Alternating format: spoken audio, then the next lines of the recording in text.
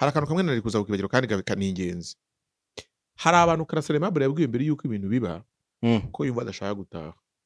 hari abantu yabwiye ngo iki Reka yamaze no gusohoka ategerejwe ko umuryango we ukamujyana. Yafashe imiti yasanganywe y'uburwayi bwo mu mutwe, anywa igipimo kirengeje, ndetse n'abashinzwe umutekano bagerageza kumwambura imwe inde yari afite, ariko biranga imwe yari yayinyoye. Ubusanzwe rero yanyweye iyo miti iramusinziriza. Icyagaragaye rero kubera ko yanyweye, ashobora kuba yaranyweye myinshi irengeje, yarasinziriye, tegereza ko akanguka, ariko hagati aho tumujyana kwa muganga mu bitaro bya Nyarugenge, birangira yitabye Imana. Karasira rero bahise bamujyana muri centre de santé. ako niko yasimbutse Niko yasimbutse, urumva? Ariko yagasimbuka yagera no barasiyasi mwandakarira mwagera mute mu byumve, kano kantu muzagakosore. No kuri Jay Polly yabanje kujya muri centre de santé. Yagiye ku bitaro bya Muhima ninjoro, ari intere ahita ashira mu mwuka. Aka kantu kagapo no arivugira ngo byabaye saa 8, ariko ati agera mu bitaro bya Nyarugenge ninjoro. Rero yaragiye abaganga bamwitaho muri centre de santé hariyo. Uko biri kose ibitaro cyangwa se inzego z'ubuvuzi zirarutanwa. Rero ahari babifashe kari ibintu byoroshye, abanza hariyo. Baragerageza biranga. Sibyo? Umumotari, amakuru y'umumotari wanjye nyesha umumotari wo mu bitaro bya Nyarugenge ku isaha ya 6:30 z'ijoro nibwo ndamenya amakuru y'urupfu rwa Karasira ngewe. 6:32 z'ijoro nibwo ndamenya amakuru y'urupfu rwa Karasira. aho kanya yashize mwuka. Yego. Amakuru namenye nuko yahageze azanywe na ambulance mw'icyo gicuku. Ahagera yanegekaye, hashize akanya ashira mu mwuka. Urumva? Kuri iyo rwose ngiye wamwaye amakuru ambwira ati tayari bamaze no kumushyira muri morgue. Karwaye mu mutwe na muganga karabyemeje. Icya kabiri. Umuntu wese uzabona wafunzwe afite ibibazo by'ihungabana. Ariko ni bisanzwe. Umuntu wese ubwo turetse wari ufite bifite mbere yuko afungwa. Hari ahantu ntabwo ari ahantu, nuko nyine muri PR, muri public relations mu ngaragaza isura y'igorora bavango baragorora. Mama we bakugororera wanyuse. Hari ukuntu tugira imvugo nziza ngo acumbikiye kuri station ya RIB. No gucumbikirwa se mu byukuri. My friend, yara ntago ari ahantu, sibyo? Hari ntabwo ari ahantu. Amubari kariya. Urumva? Ni igihano nyine. Ni igihano, ariko iyo nshaka kukubwira umuntu wese ufunzwe agira ihungabana. Metere yasohotse, metere nubwo hano bavuze ngo umuryango we, ariko makuru mfite numva Karasira niya gusobanurira, sintekeza ko afite umuryango munini. Umuntu nzi wari wagiye kureba Karasira bishoboka kandi wari agomba kumutwara mu modoka ni metere Bikotwa Brice wari wamwunganiraga, yaragiye mu igororero kumureba. Bishoboka kandi agomba kumutwara mu modoka ye. Ku buryo asohotse mu modoka, abanyamakuru bari kuri gate bavuze bati Karasira dore metere aramutwaye. Babavuye ku igororero, barakomeje barazamutse mu Miduha, barakomeje bageze Nyamirambo. Bageze Nyamirambo bakurikiye bavuga bati aha mugeza turamubona tumufata interview za Karasira. Bazi ko Karasira ari hehe? Mu modoka ya Maître Brice. Nibwo baje kumenya amakuru bati buriya Karasira Maître amusize he? Niba aro yabyongoreye, niba ari ukundi babunye burya abanyamakuru tubana amakuru mu buryo bwinshi butandukanye. Baje kumenya ko Karasira arimo imbere kandi Maître agiye bamubwiye bati uko ibintu bimeze ntabwo uyu muntu uri bumutware.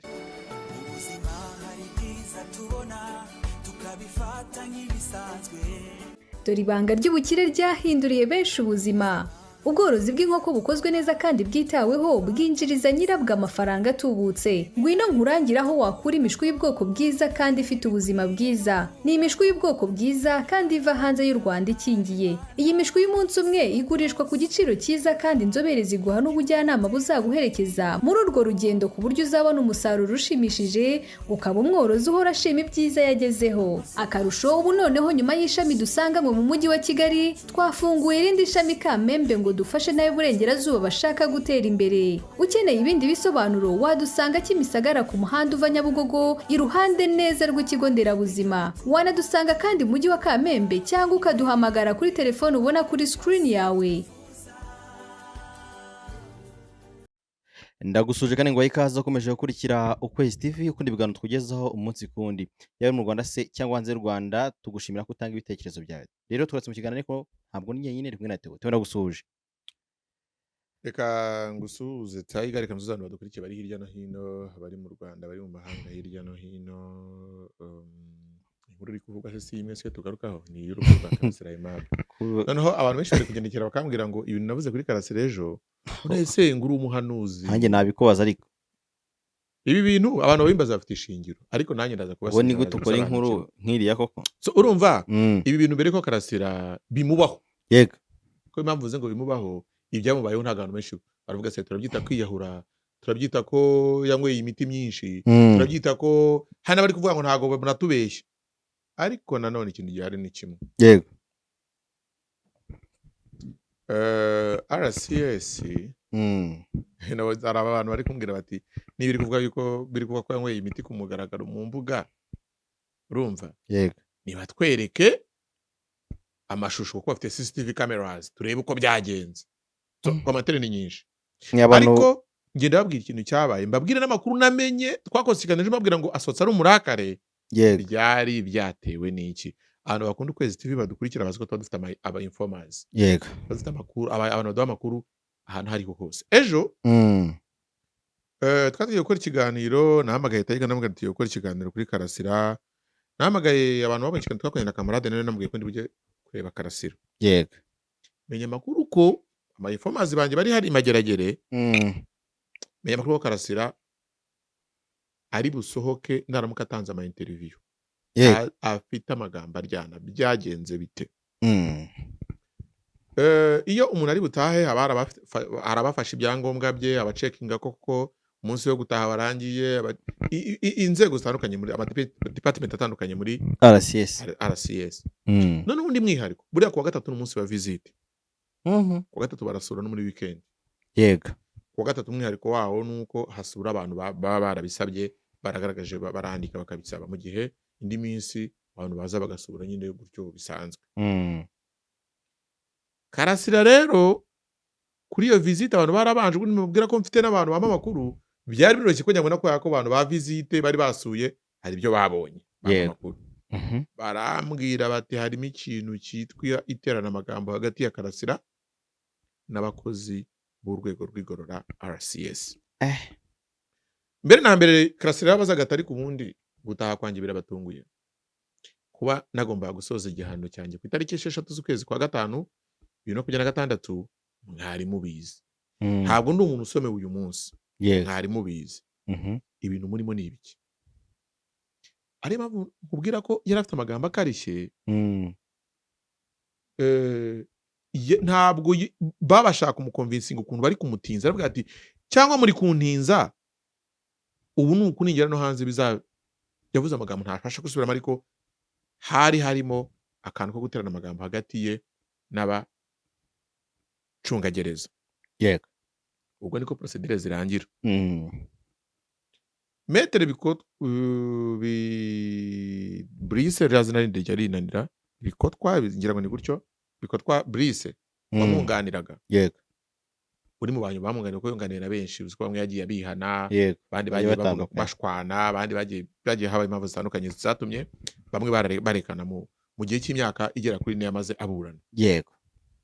Nawe yagiyeyo nk'umunyamategeko abagomba kuvuga ati muri systeme icyemezo cy'urukiko rwamukatiye kirimo, muri make harabura ikingo umuntu asohoke. Nawe yageze imageragere ajya kumureba. Ubwo hanze hari abanyamakuru bategereje, Jean Paul Nkundineza n'abandi bategereje yuko Karasira asohoka ava muri gereza. Hari ibyo umuvugizi wa RCS nagerageje kumuvugisha, ntabwo twabashe kuvugana mu magambo, ariko hari ibyo twandikiranye ambwira ko hari n'ibyo yambwiye ndaza kubigusomera mu kanya. Ariko reka manze numva ijwi noneho ndivuge nkubwire ibyabaye, ariko mu byo avuze hari utuntu sinavuga ko ari ibyo abeshya ahubwo hari ibyo asimbutse uti gute uretse wumve ni ikiganiro yagiranye na TV na Radio 1 asobanura iby'urupfu rwa Karasira Aimable. Hari itangazo ryo kubika tubonye riturutse ku izina ryanyu riza kuri groupe abanyamakuru bahuriyeho na RCS ribika witwa uw'abantu bazi nka Professor Nika.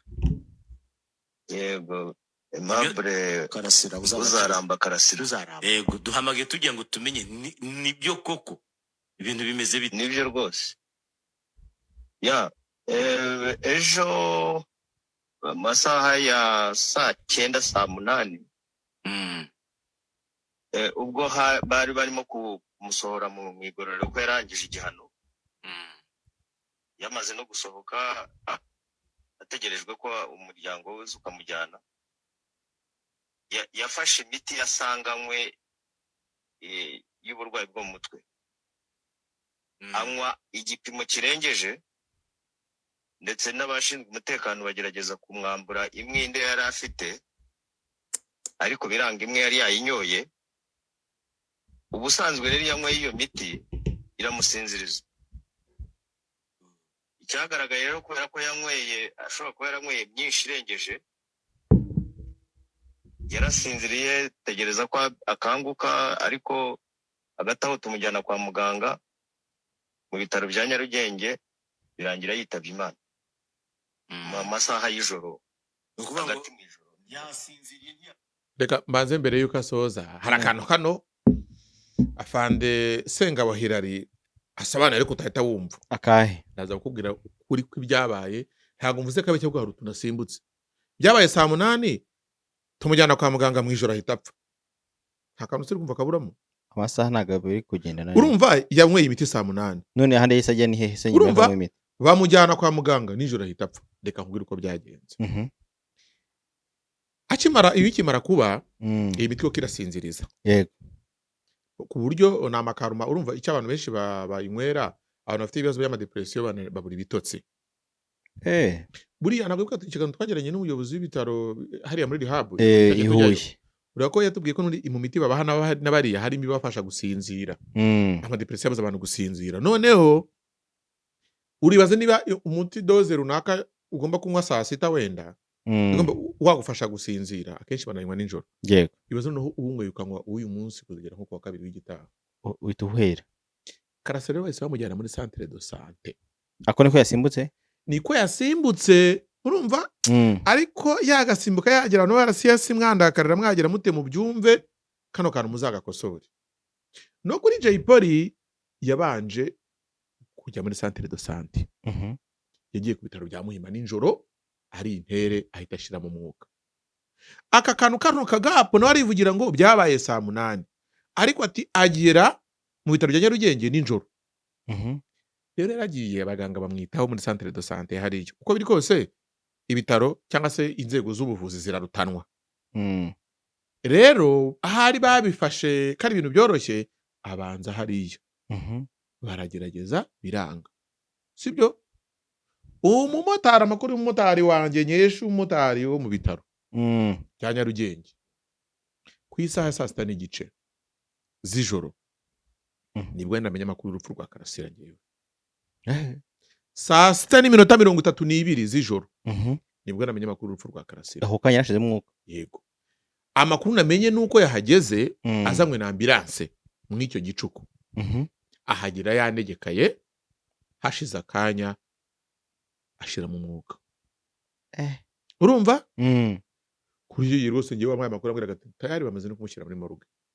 urumva nabyutse mu gitondo mpamagara umuvugizi ntiyanyitaba ndabaza abantu bose ndashakisha amakuru cya gihe uzina kubwiraga ni inkuru bimeze gutya na gutya burya mbikubwiye ntabona itangazo rya RCS ryasohotse maze kuri coding iriya nkuru n'ibyuko RCS to itangazo mitambivugamo ariko no kuvuga ngo mu gitondo ngiye nabyutse amakuru nyafite navuganye n'abantu batandukanye y'abanyamakuru turahererekanya ariko kuvuga ngo none nabika umuntu bitaraba ariko umuntu wamaye amakuru ari mwizeye we waruhamyaga karibyo ariko utabona itangazo buya urumva nuwo mu rwego rwaho yapfiriye yaba umukirina wo muri biriya bitaro yaba umuzamu ariko ni umuntu wo mu bitaro bya Nyarugenge yambwiye ko umuntu yageze mu gicuku ndetse icyo gihe saa sita n'iminota 20 yambwiraga ati iyi nkuru yikore nteka gitohoza arambwira turatohoza iki uratoza ibyuko yapfuye kandi umuntu wamujyanye muri moruge ni ukuvuga ngo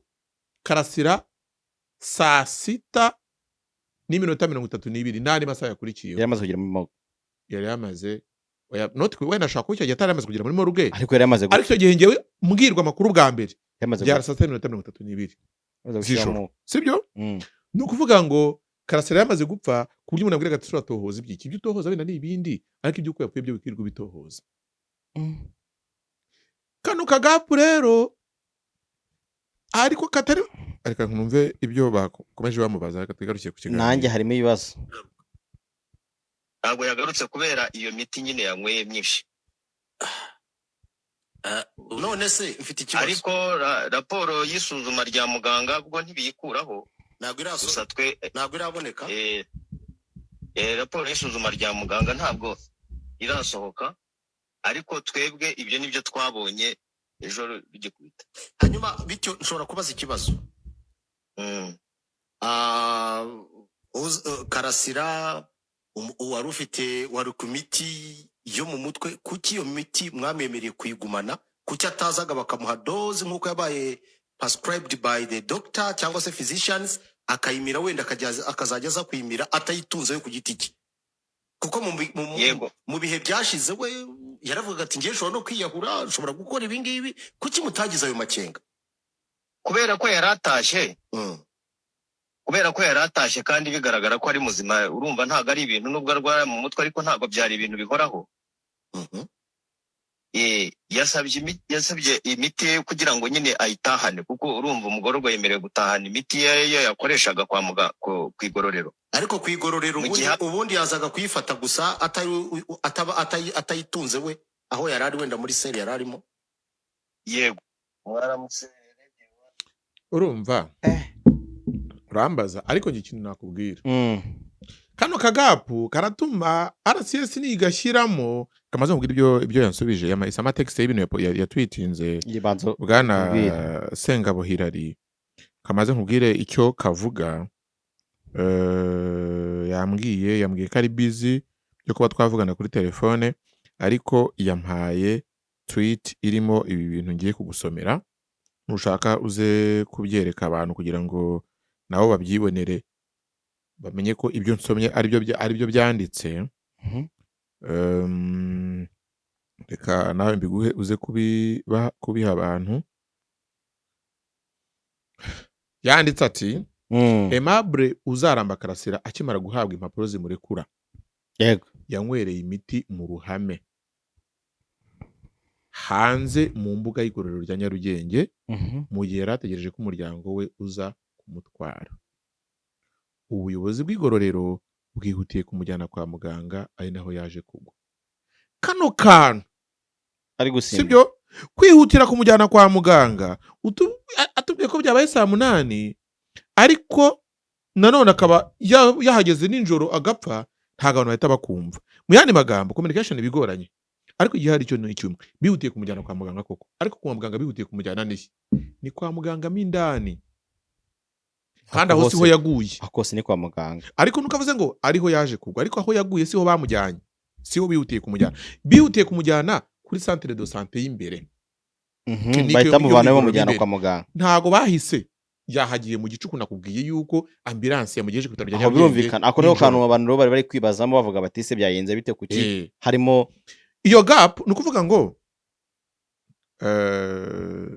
wa muhanzi uririmye ngo kwa muganga barasanasana iminsi kicuma baragiye muri centre santé bagerageza gusanasana kurwaza kugira ngo umuntu barebe ko agaruka urumva yasinziririye ko ariko nahise ngira ikibazo ni gute umuntu washakaga gutaha avuga ati muri kuntinza yamaze kubona ibyangombwa gatayeho ibi biri mu bintu benshi bibaza batavuga ati umuntu ko atiyahuye kare yashaka gutaha rwose mbanze mbwira abantu yuko bigoye kubona ikintu yahuza muri iyi minsi kubera igihe cyaba Kayumba muri Kayumba hari ibintu yakijije n'ibintu yishe Kayumba uriya nawe wakatiwe wari umuyobozi wa gereza yabaye yayoboye gereza ya Rubavu anayobora cyane ya Mageragere naho yakoreye ibyaha byatumye nawe afungwa birangira afunganywe n'abo yarindaga.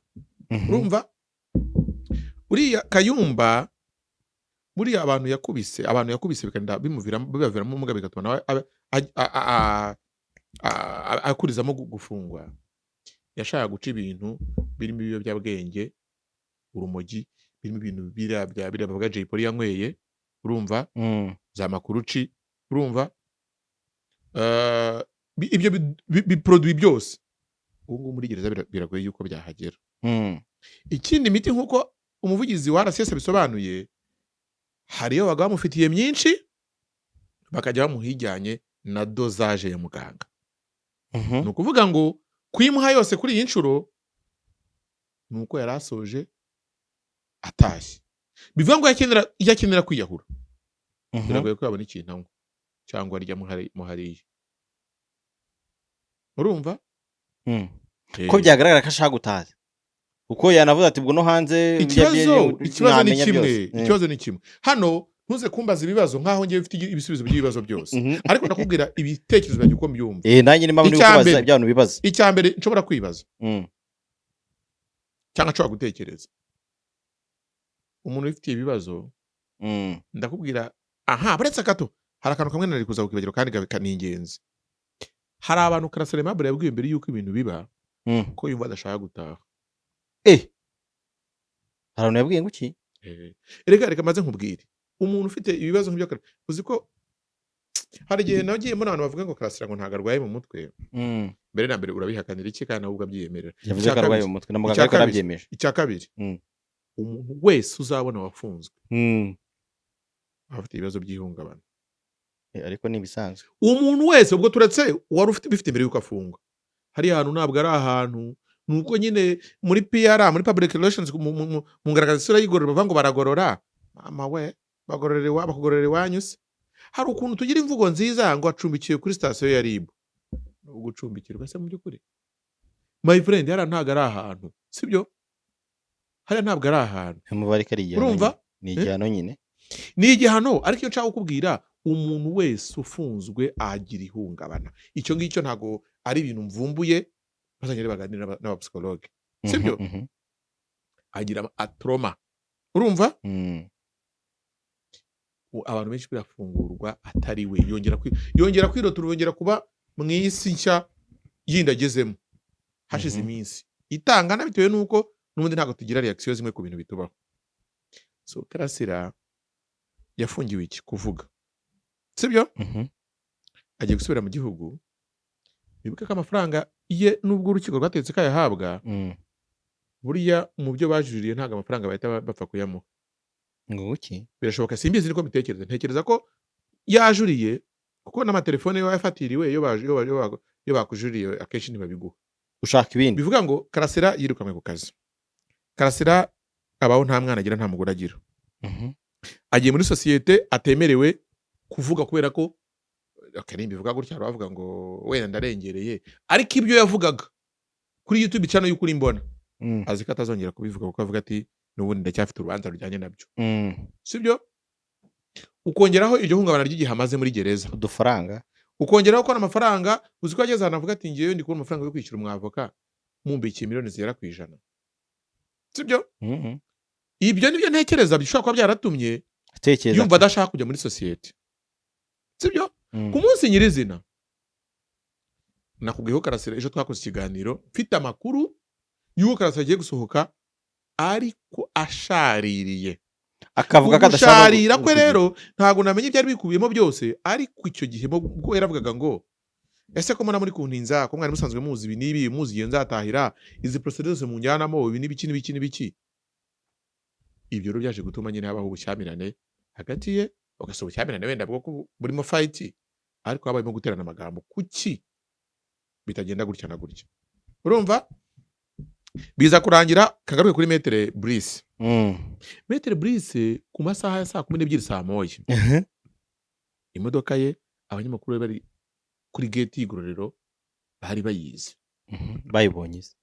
Icyo gihe Karasira arimo imbere na za saa munani nakubwiye yari ataragera ku bitaro bya Nyarugenge, yari arimo imbere. yari akiri muzima icyo gihe se? Oya, icyo gihe kandi nkubwira icyatumye Maître asohoka. Maître yasohotse, Maître nubwo hano bavuze ngo umuryango we, ariko makuru mfite numva Karasira niyo gusobanurira, sintekereza ko afite umuryango munini.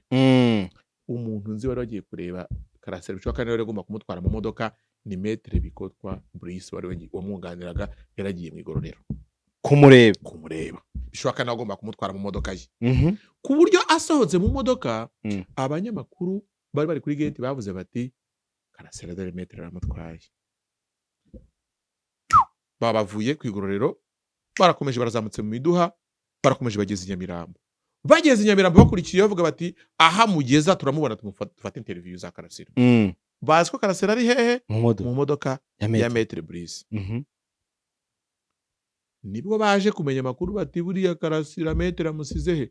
Niba ari yabyongoreye, niba ari ukundi babunye, burya abanyamakuru tubana amakuru mu buryo bwinshi butandukanye. Baje kumenya ko Karasira arimo imbere, kandi Maître agiye bamubwiye bati uko ibintu bimeze ntabwo uyu muntu uri bumutware. Nta nubwo mpamya yuko ari we, wenda nawe ntekereza ko atamwemera. Wese urumva wakemera umuntu usinziriye?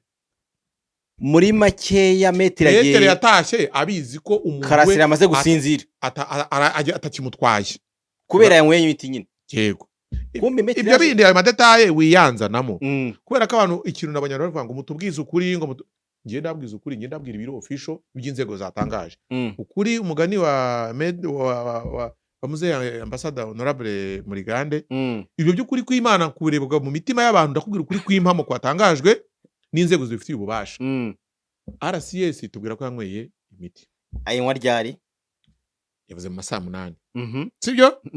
Gusa njye amakuru mfite nahamya iyo mpagazeho, hagara ibyo yanyweye nuko byanganaga n'ibiki byose. Oya, amakuru mfite n'ayuko nyuma yo kubinywa, sibyo, yagiye muri centre de santé cyangwa muri clinique y'igororero Imageragere.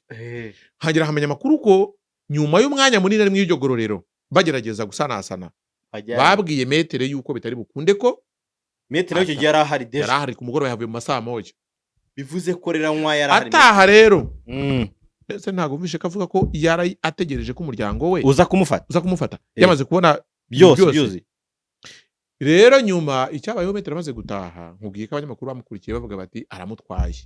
Bagera Nyamirambo bati yo burya dukubise igihwereye. Birangiye rero ngiye nakubwiye ko inkuru yangezeho saa 6:32 z'ijoro. Ivuga ngo ariko urumva byacu by'ama breaking n'imihanda umuntu abona inyerera, navuze nyirazeho byuke ndi coding nditonda, urumva toza. Amakuru menshi nageraga mbona yamamiriza ko Karasira koko yashizemo umwuka. Yewe, ariko mbona abantu barimo baravuga ngo Karasira ngo yarokotse, ngo biki abarwanya ubutegetsi babihaye ubundi izindi nyito tugize ndavuga ni bino bintu buryo bimeze, reka ndeke kwihutira gukora iyi nkuru. Mu gitondo navugisha umuvugizi wa RCS, umwe mu bantu mu bavugizi ba mbere mu Rwanda bibigo ba communicating kabisa. RCS ra communicating ntabwo ari RCS communicating, ni Afande Sengabo. Ko Sengabo Hilary igihe yari yagiye muri mission ari hanze, Afande Gakwaya kumubonaho amakuru byari bigoye cyane. Nyuma wasimbuye Afande Gakwaya, Rafiki nawe yatangaga amakuru, ariko we ngira ngo hari no kugira ngo bamukureho, kuko buriya ubuvugizi ni umwanya ukomeye cyane. Ugomba kuba ufite umuvugizi afite strategy ebyiri. Umuvugizi mwiza, yego, gutanga amakuru no kuyimanira mu kuyatanga. Uzi ukuntu bibanira amakuru mu kuyatanga? Iyo umuvugizi wari bakubwiye ngo nibyo kana kataye muri yombi, ariko kubera impamvu z'iperereza nta makuru arenze ayo twaguha, abaguhaye amakuru ariko anakubisemo akantu kakurimita kugira ngo speculation zindi zihari. So umuvugizi amenya ukuntu atanga amakuru, ariko akamenya koko abarengera isura y'ikigakorera, akamenya n'uburyo niba mvuga buriya wumva kubwira ngo twihutiye kumujyana kwa muganga, ari naho yaguye. Yego, ariko kumva aratubwira ko yaguye kwa muganga ninjoro, kandi byarabaye saa 8 kandi nanone mwavuka akaba yasohotse mu igororero saa 12 kandi Karasira mama saa 9 kandi Karasira yakiri mu igororero bivuze ko rero umuvugizi ibintu ari gutangaza bishobora kuza gutuma bamwe oya ntabwo nge navuze ko ntabwo ari uko atari ukuri nyine hari navuye ko hari utuntu communication yaba public relations officers yuri umunyamakuru akenshi ugomba kubanza kumenya ngo okay ariko hari abantu bavuze nuko uvuga nkuko nabikubwiye Afande Sengabo Hilary umunyamakuru avuga ko yamwimye amakuru yamurenganyije pe ara communicating pe ariko my friend this is a very sensitive issue ikindi kintu gikomeye cyane urupfu rw'umuntu ntago ari uwereka rega umuntu wapfuye kugeza ubu Karasira societe niyo yabuze umuntu Karasira nta kintu yabuze ubuzima yabuze ariko nta byezi ko yabubuze sibyo ikindi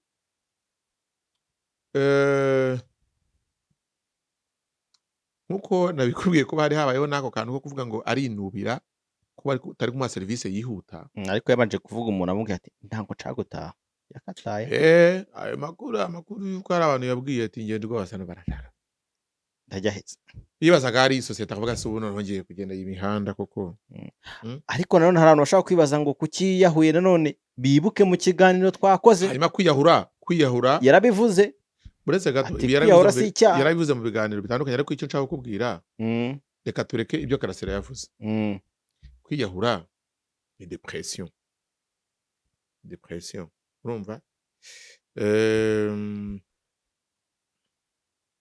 unambwira izina ry'ikinyarwanda rya depression nikira kubera ngo byagahinda gakabije ntago bihura neza naga ari byo nagahinda kikira ndazi ko ndi muntu wabivuze koko ahinda kagize gutubwa agahinda gasazi agahinda asara ukuntu kwinshi babivuga ariko icyo nshaka kukubwira ni kimwe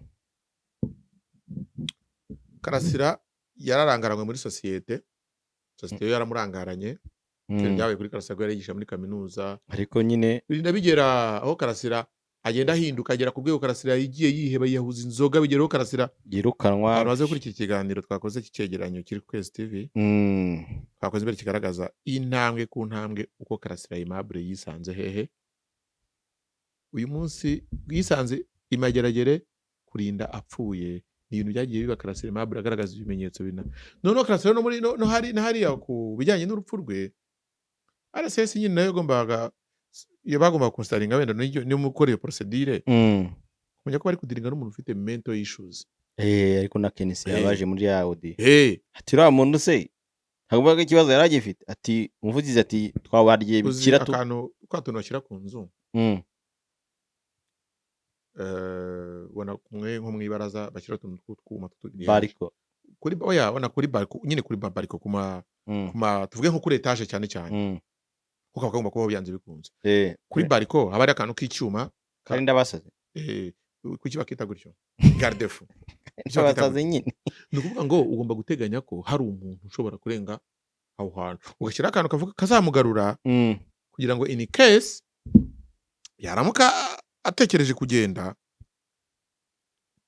ahore n'akantu kagira gute kamugarura kirarati rero twajyaga twe tubona nyine byagenze neza yavuze ati hari gihe aba muzima kandi yaranatashye none se aba muzima ntiwabyoshe muri audio nyine Kendisi yamashase ko mwari muzi ko ari umuntu ufite ikibazo reka urumva reka nkubwire atari igihe tubona nyine oya tayi reka nkubwire iyo umuntu arwaye amaso ku kigero abasha gusoma none abasha gukora ibintu byose reka atabasha gusoma cyangwa zigendana avuga ngo in case nakenera gusoma cyanagera ahantu ntabona neza ndakora mu mufuka nzambara uzabona abantu bambara buriya rinete zambarwa abantu bazambara mu buryo bubiri hari uhora zambaye hari n'ibintu byose akantu umuntu ugera ahantu yabona byanze burundu agashyiramo rinete cyangwa kumva bikomeye akana zambara icyo kintu bita guteganya iyo umuntu arwara igicuri uzi kajya hirima akagira gutyo akabona araguye hari imirimo utamubona burya ntago polisi yamuha perimi none bibaye ari kuri vora ageze muri rompu sibyo ni ibibazo cyangwa ari kumuruka kuri dawe uri mu ijuru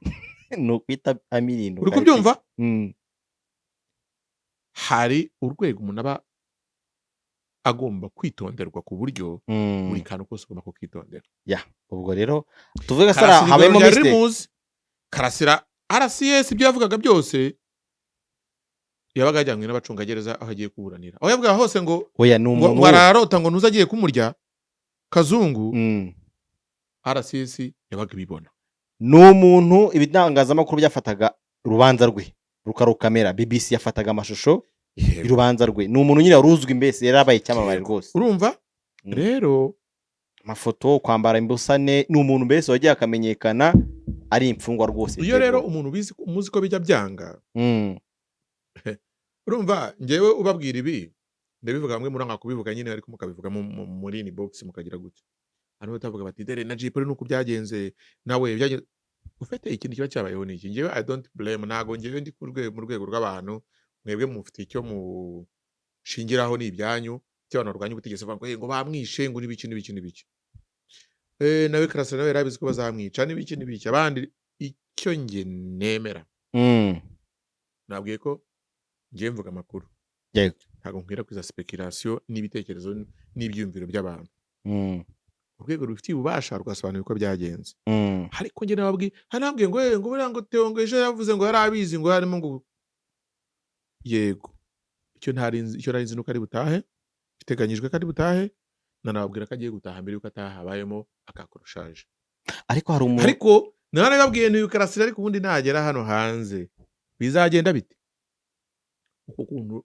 nabyibazaga nawe ushaka ko warabyibazaga ni nako nawe ushaka ko yarabyibajije ari nayo mpamvu yabwiye abantu bamwe bati numva ndashaka kugira gute hari ibintu bari kuvuga ngo rero ngo byo kwicwa n'ibiki hari umuntu hano nabonye comment nyuma y'iko iyo nkuru wampaye yuko umuvugizi yanditse mu kanya aravuga sinzi niba ari byo ko yanditse aravuga ati ngewe ejo nari ngiye kuzana umuntu wanjye nawe wari urekuwe arangije ambwira ko kwi tweet ya Fandesenga mutara muravuga ati nanjye hari umuntu ejo nari ngiye kureba reka gusomera kandi biri kuri Twitter aha ati aya makuru umugabo ngo mugabo Paula nguyu shari mu barwanya ubutegetsi urumva ariko yavuze ko ari ukuri nyine turebe hari undi aya makuru nyahawe n'umuntu oya nguyu ntago ari mu barwanya ubutegetsi nyirango yavuze ngo aya makuru nyahawe n'umuntu ufunguwe w'umurokore nari ngiye kumwakira yarangije igihano ambwiye ko Karasira yayinywereye mu ruhame yirebera maso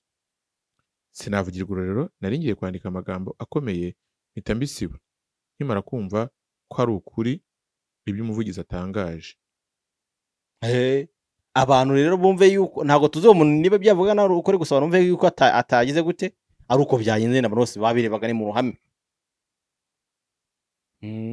ni ukomeye turagira ngo nyine bihamye nyine by'abantu bari kwibaza bameze nk'abantu ari bafite inyungu mu bintu ariko bumve ko Karasira yanywera imiti mu ruhame kandi yaguriye ubupfu none se ugira ngo wayinywa imiti ingana gutyo igusize ndati imbuga zaje si gereza se ubu umuntu apfiriye mu gipangu iwawe bavuga ko atari iwawe ariko ntabwo RCS yavuze ko aho yapfiriye abantu babyumve neza ntabwo yabakanye n'ikintu bita imbuga za gereza batagira ngo ni hanze ni ukuvuga ngo hari igipangu abantu babamo hakaba imbuga yindi iriho ama office ibigendamo abagororwa bagiye gusaba ama service ariko aho hose harakorotiriye n'umuriseni mu bwatsi bw'igororero so ntabwo RCS igeze ivuga ko atapfiriye amaboko yawe ntabwo babakanye yari yayinywereye mimbere hanze bari kuvuga ariko no mu ruhame hanze bari kuvuga abantu bareba hanze bari kuvuga ntabwo ari aho abantu baba nakita nk'amadorotwari fata urugero kugira ngo ubyumve fata mu bigo by'amashuri haba amadorotwari ushobora kuba ari hanze ya dorotwari ariko ari mu kigo imbere mu mbuga y'ikigo mu bibuga bitandukanye mo imbere nyine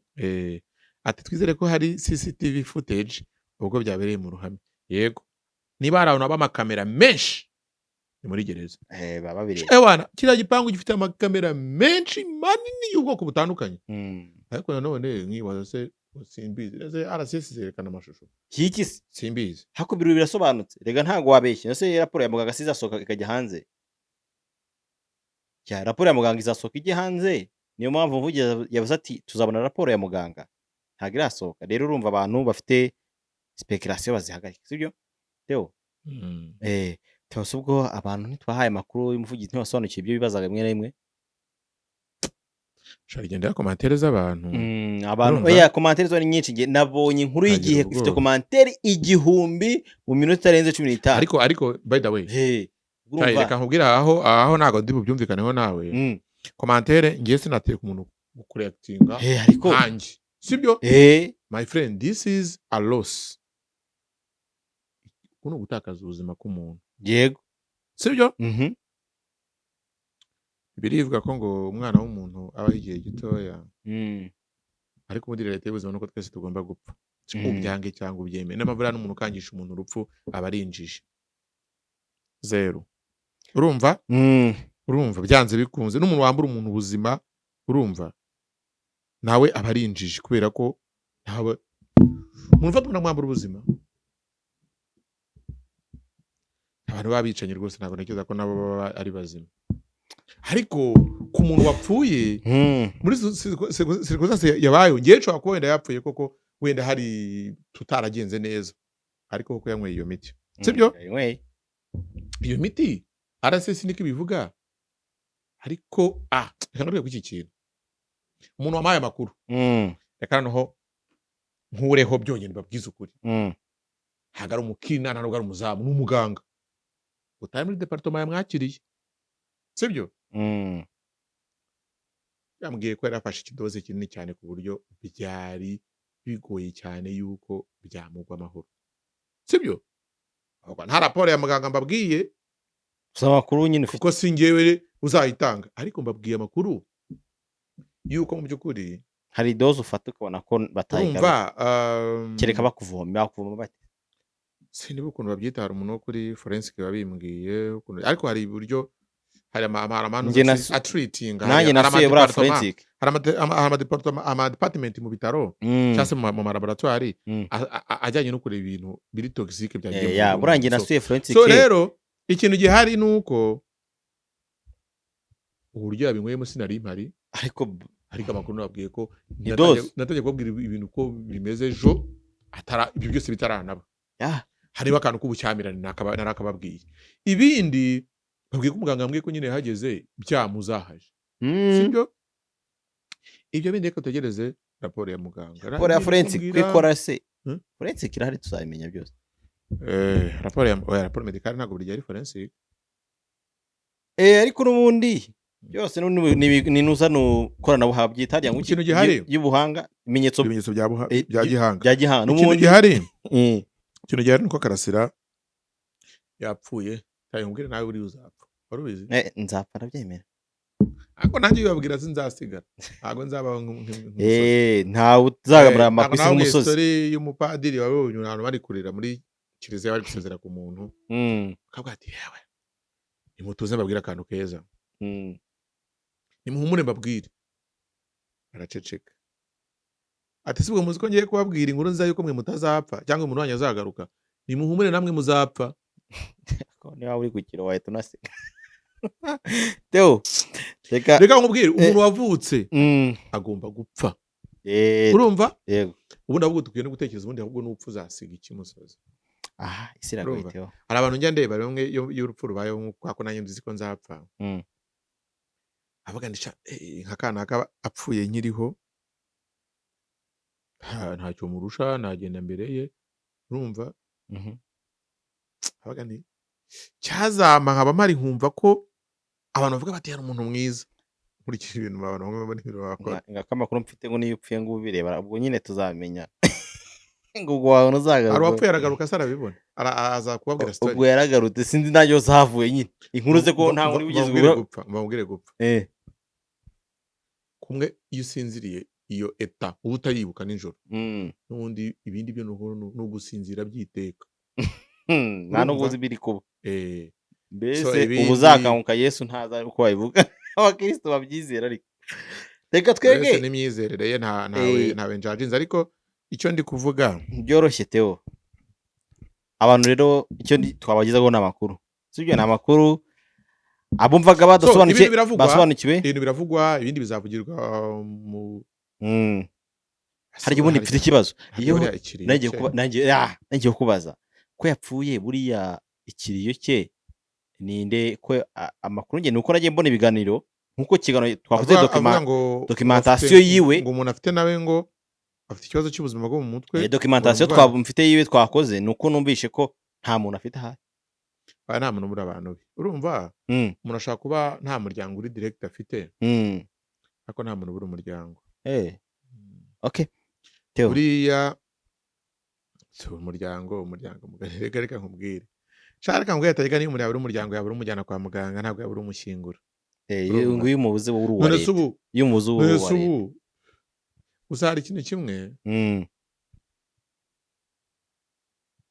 reka dutegereze tuzamenya niba ikiriyo kizaba so umuntu waba uri close n'umuryango cyangwa uri umuntu wa hafi wa Karasira ushobora kumenya ibijyanye n'imihango yo gushyingura nyamuneka uzankubita akamesaje cyangwa uzampamagare umenye ikiriyo aho kiri kubera umenye imihango yo gushyingura byose mbimenye uzampamagare kuri 0788542538 n'ubundi expose ntacyo ndamira Theo wakoze